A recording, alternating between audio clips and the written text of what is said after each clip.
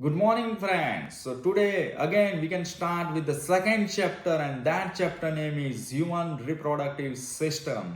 तो आज हम ह्यूमन रिप्रोडक्टिव सिस्टम में गैमेटोजेनेसिस में ये जो दूसरा पोर्शन है दैट इज फीमेल के बारे में और वो है ओजेनेसिस। तो वो हम आज पढ़ेंगे। अगर आपको ये वीडियो अच्छा लग रहा है तो प्लीज़ उसको लाइक एंड अपने चैनल को सब्सक्राइब कीजिए। चलो तो अब हम देखते हैं हमारा आज का टॉपिक्स। तो फ्रेंड्स आज का हमारा ये टॉपिक होगा ओजिनेसिस। तो गैमेटोजेनेसिस में हमने कल स्पर्मियोजेनेसिस के बारे में देखा था। आज हम पढ़ेंगे ओजिनेसिस। ओजिनेसिस का डेफिनेशन क्या है? What is the oogenesis? तो ओजिनेसिस है that is one type of the process of formation of mature female gametes that is called as oogenesis. मतलब क्या है कि फीमेल के अंदर जो मैच्योर गैमेट्स जो गैमेट्स का फॉर्मेशंस होता है उसको हम बोलते हैं ओजिनेसिस। अब सवाल ये है कि ओजिनेसिस प्रोसेस स्टार्ट कब होता है? तो ये जो होता है वो फीमेल के अंदर ड्यूरिंग द एम्ब्रियोनिक डेवलपमेंट, तब ये प्रोसेस स्टार्ट हो जाता है। तब ये बहुत सारे millions of gametes of mother cell वो बनते हैं within the each fetal ovaries and they do not multiply thereafter। मतलब बाद में वो मल्टीप्लाई नहीं होते हैं। मतलब एम्ब्रियोनिक डेवलपमेंट में मिलियंस ऑफ गैमेट्स एक साथ फॉर्म हो जाते हैं। सो these cells start division and now stop the process at prophase 1 of the meiosis process। मतलब क्या हुआ कि ये सेल जब डिवीजन का स्टार्ट करते हैं और स्टॉप कब करते हैं कि जब ये प्रोफेज 1 जब यहाँ पे हो जाए तब ये मियोसिस प्रोसेस क्या होती है? बंद हो जाती है। और ये जो स्टेज होता है that is called as primary oocytes.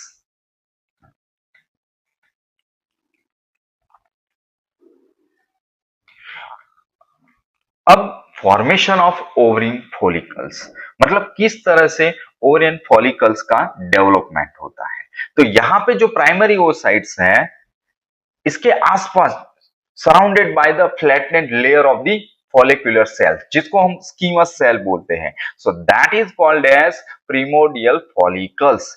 जो हम उसको प्राइमरी फॉलिकल्स के पास में ही उसका डेवलपमेंट होता है। जो आप देख सकते हो प्राइमरी फॉलिकल्स के उसके बाद में ये प्रिमोडियल फॉलिकल्स का डेवलपमेंट होता है। जो सबसे अंदर जो innermost layer of the granulosa cells वो जोना पेलिसुडस के साथ वो अटैच हो जाते हैं और कोरोना रेडिएटा का डेवलपमेंट होता है। कोरोना रेडिएटा का डेवलपमेंट होता है। कहां से वो डेवलपमेंट होता है? जो इनर लेयर होता है ग्रेन्युलोसा सेल्स का वो जोना पेलिसुडा लेयर्स के साथ वो अटैच हो जाते हैं और बाद में कोरोना रेडिएटा का डेवलपमेंट होता है। अब बहुत सारे ये फॉलिकल्स है वो डीजनरेट हो जाते हैं during the period from birth to puberty. मतलब फीमेल का जब ये बर्थ होता है तब से जब वो प्यूबर्टी तक आ जाए तब तक बहुत सारे फॉलिकल्स होते हैं वो डीजनरेट हो जाते हैं। मतलब क्या होता है कि कितने बचते हैं? Only and only 60,000 to 80,000 follicles that should be left in each ovaries. मतलब हर एक ओवरीज में 60 टू 80,000 फॉलिकल्स यहां पे बचते हैं। बाकी क्या होता है? डीजनरेट हो जाता है। अब बाद में क्या होता है कि ये जो फॉलिकुलर सेल्स होते हैं वो क्यूबॉइडल शेप के हो जाते हैं और धीरे धीरे उसका डेवलपमेंट होके वो स्ट्रेटिफाइड एपिथेलियम्स, सो स्ट्रेटिफाइड एपिथेलियम्स में वो कन्वर्ट हो जाते हैं and that constitute the membrane granulosa and this cell are called as granulosa cells. इसे हम क्या बोलते हैं? Granulosa sales. अब फॉलिकल्स जो ये स्टेज में डेवलपमेंट हुआ है उसको हम क्या बोलते हैं? Primary follicles. अब यहाँ पे जो होमोजीनियस मेम्ब्रेन है जोना पेलुसिडा वो कैसा दिखता है? दैट अपीयर कहां पे दिखता है वो? Between the primary oocytes and granulosa cells के बीच में ये हमें दिखाई देता है, जिसको हम बोलते हैं जोना पेल्यूसिडा लेयर्स। अब ये जोना पेल्यूसिडा जो मेम्ब्रेन है वो डिराइव कहां से होता है? वो ओवम से डिराइव होता है, और जो इनर मोस्ट लेयर होता है ग्रेन्युलोसा सेल्स का, वो अटैच हो जाता है जोना पेल्यूसिडा के साथ और बनाता है कोरोना रेडिएटा। अब हम यहाँ पे बात करें जो कैविटी की, तो एक कैविटी अपीयर होती है मेम्ब्रेन ग्रेन्युलोसा सेल्स के अंदर। वो कैविटी को हम बोलते हैं एंट्रियम। कई बार एमसीक्यू क्वेश्चंस में एंट्रियम से स्टार्ट होता है ये क्वेश्चन, तो आपको याद रखना है कि जो कैविटी अपीयर होती है मेम्ब्रेन ग्रेन्युलोसा सेल्स के अंदर, जिसको हम बोलते हैं एंट्रियम, और यहाँ पे जो फॉलिकुलस कैविटी होती है वो धीरे धीरे उसकी साइज बढ़ती है, और जब ये साइज बढ़ती है बाद में क्या होता है कि ये जो वॉल होती है फॉलिकल्स की, वो धीरे धीरे वो थीन हो जाएगी। अब ये जो ओसाइट्स है नाउ, वो कहां पे जो फॉलिकल्स के अंदर होती है, that surrounded by the some granulosa cells, जिसको हम क्या बोलते हैं? Cumulus oophorus. जो हमें दिखाई देता है ये फिगर्स में, कि उसको क्या बोलते हैं? क्यूमुलस ओफोरस। सो ये जो फॉलिकल्स है वो धीरे धीरे एक्सपेंड होगी, मतलब उसका डेवलपमेंट होगा। जैसे ही फॉलिकल्स एक्सपेंड होती हैं, स्ट्रोमल सेल जो होते हैं सराउंडिंग द मेम्ब्रेन ग्रेन्युलोसा, वो धीरे धीरे कंडेंस हो जाएंगे और वो कवरिंग लेयर बनाएंगे, जिसको हम बोलते हैं थैक इंटरना, मतलब वो इंटरनल लेयर बनाते हैं। ऐसा ही दूसरा जो लेयर बनता है थैक इंटरना के पास, outside the theca interna, some fibrous tissue जो होती है दैट बिकम कंडेंस, और यहाँ पे अनदर कवरिंग लेयर जो बनता है जिसको हम बोलते हैं थैक एक्सटर्ना।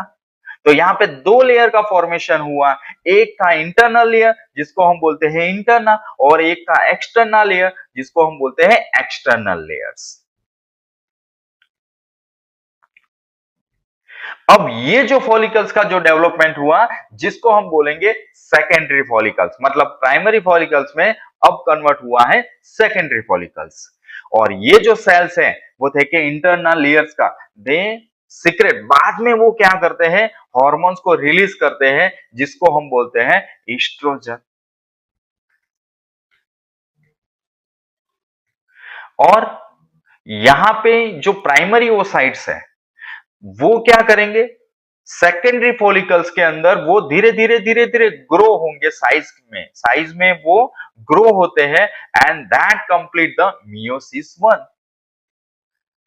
तो आप देख सकते हो कि मियोसिस वन में primary oocytes that convert into secondary oocytes with the formation of first polar body।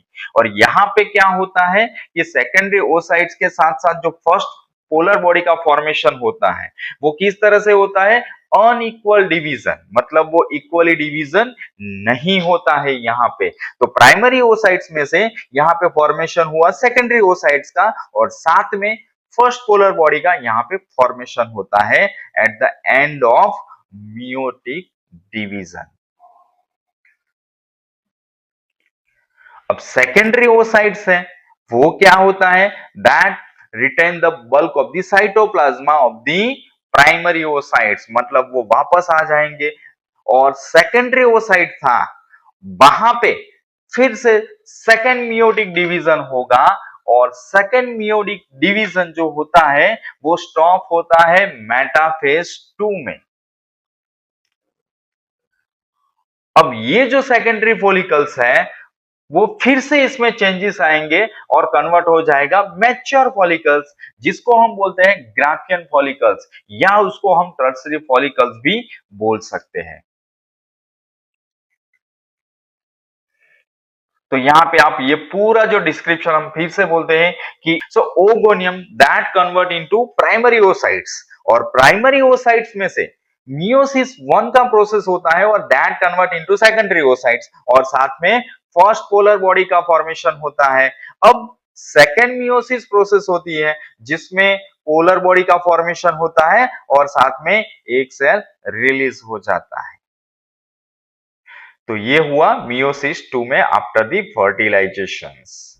अब ये जो रिलीज ऑफ ओवम मतलब जो एक सेल रिलीज हुआ है ओवरीज में से, ये प्रोसेस को हम क्या बोलते हैं? ओव्यूलेशंस। तो आपको याद रखना है कि what is ovulations? So the release of the ovum from the ovaries, that is called as ovulations. ये जो ग्राफियन फॉलिकल्स हैं at first very small compare to the thickness of the cortex of the ovary. So यहाँ पे ये जो Graafian follicles है वो छोटे छोटे मतलब वो स्मॉल साइज के होते हैं compare to that of the thickness of the cortex of the ovaries. So धीरे धीरे वो एनलार्ज हो जाएंगे और it become so big and that is not only reach the surface of the ovary, मतलब वो सरफेस पे पहुंचता नहीं है, लेकिन that also forms the bulging in this situation. और बाद में ये जो फॉलिकल्स है वो टूट जाता है, जिसकी वजह से ओवम होता है वो रिलीज हो जाता है। सो अब हम ये जो पहला जो हमारा टॉपिक था वो खत्म हुआ, बाद में हम दूसरा स्टार्ट करते हैं। ये पोर्शन है, पहला पोर्शन खत्म हुआ है तो उसका हम एमसीक्यू देख लेते हैं। तो in human females the oogonia start cell division during the embryonic development stage and stop the process at option 1 prophase 1 of the meiosis 1, option 2 metaphase 1 of the meiosis 2, option 3 anaphase 1 of the meiosis 1 and option 4 telophase 1 of the meiosis 1। अब ये दूसरा जो MCQ question है that is ovulation is option 1 releasing of primary oocyte from ovaries, releasing of secondary oocytes from the ovary, releasing of the tertiary oocytes from the ovaries और releasing of the Graafian follicles। तो हमें आपको सही answer बताना है comment करके। अब हमारी बारी है स्ट्रक्चर ऑफ द ओवम।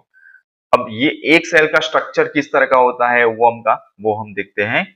तो यहाँ पे जो दो ओवम है, एक सेल है that is shed from the ovaries and that is not mature, मतलब यहाँ पे वो मैच्योर नहीं हुआ है, वो अरेस्ट हो जाएंगे मेटाफेज 2 के अंदर।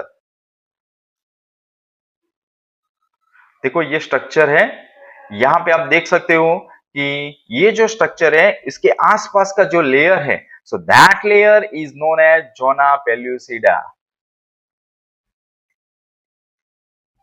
यहां पे जो स्पेस सीन है between the cell membrane and the zona pellucida, जिसको हम क्या बोलते हैं? पेरिविटेलाइन स्पेस, जो आप देख सकते हो फिगर में। अब इसकी स्ट्रक्चर की जो फर्स्ट पोलर बॉडी हमारा फॉर्मेशन हुआ था वो सेपरेट हो जाएंगे ओवम में से during the first meiotic division, और वो कब दिखाई देता है? पेरिविटेलाइन स्पेस के अंदर। अब इसके एमसीक्यू के देख लेते हैं हम। जो पहला एमसीक्यू है, the membrane present immediately around the secondary oocyte is option 1 corona radiata, ठीक है, option 3 zona pellucida, option 4 germinal epitheliums. अब कार्पस ल्यूटियम्स के बारे में हम पढ़ते हैं। तो क्या है कार्पस ल्यूटियम? अब ये जो ओव्यूलेशन होने के बाद ये जो ग्रेन्युलोसा सेल था फॉलिकल्स के अंदर, वो धीरे धीरे क्या होंगे? ट्रांसफर हो जाएंगे किसमें? येलोइश ग्लैंडुलर मास के अंदर, जिसको हम बोलते हैं कार्पस ल्यूटियम्स। जो येलो बॉडी का आपको दिखाई देता है यहाँ पे फिगर में, आप देखो आपको पता चल जाएगा कि ओव्यूलेशन के बाद ये जो ग्रेन्युलोसा सेल्स हैं फॉलिकल्स के अंदर, वो धीरे धीरे ट्रांसफर हो जाएंगे येलोइश ग्लैंडुलर सेल्स के अंदर, जो मास होता है जिसको हम बोलते हैं corpus luteum. So if the ovum is not fertilize, मतलब ये फर्टिलाइज नहीं होता है, तो कार्पस ल्यूटियम क्या होता है? So that persist for about 40 days, 14 दिन तक वो दिखाई देता है during the menstrual cycles.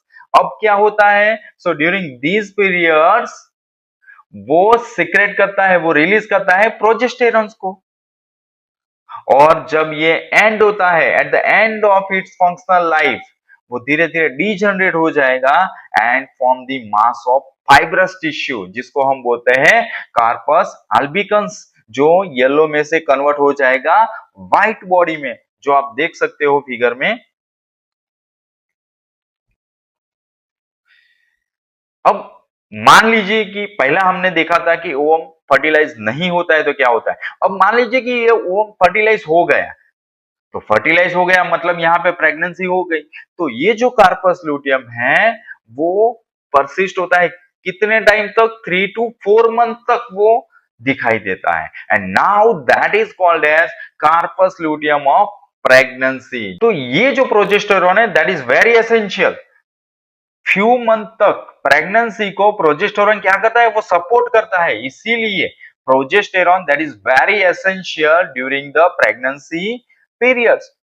So after the 4 month, मतलब ये 4 मंथ कंप्लीट हो जाने के बाद ये जो कार्पस ल्यूटियम है वो डीजनरेट हो जाएगा और वहां पे प्लेसेंटा प्लेसेंटा का वो फॉर्मेशन होता है, और ये जो प्लेसेंटा होता है वो क्या करता है, that release the progesterone and the series of changes, जो बहुत सारे चेंजेस होता है, so that begin with the formation of ovarian follicles and now and with the, कब एंड हो जाएगा, जब ये कॉर्पस ल्यूटियम डीजनरेट हो जाता है, so that constitute the ovarian cycles.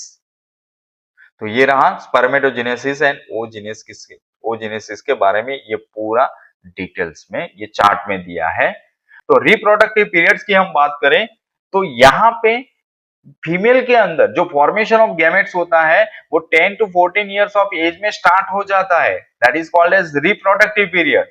और वो बिगिंस होता है एज ऑफ प्यूबर्टी, जहां पे प्यूबर्टी की एज कब होती है, 10 to 14 इयर्स की एज में गैमेट्स का फॉर्मेशन होना शुरू हो जाता है फीमेल्स के अंदर, जिसको हम बोलते हैं रिप्रोडक्टिव पीरियड्स। वुमन के अंदर हम रिप्रोडक्टिव पीरियड्स की बात करें तो वो एंड कब होता है, 45 to 50 इयर्स के बीच में ये एंड हो जाता है, जिसको हम बोलते हैं मेनोपॉज। और वो मैन के अंदर हम बात करें तो मैन के अंदर प्यूबर्टी में स्टार्ट होता है और जब तक उसका लाइफ रहता है तब तक वो जिंदा रहता है, तब तक वो चलता ही रहता है।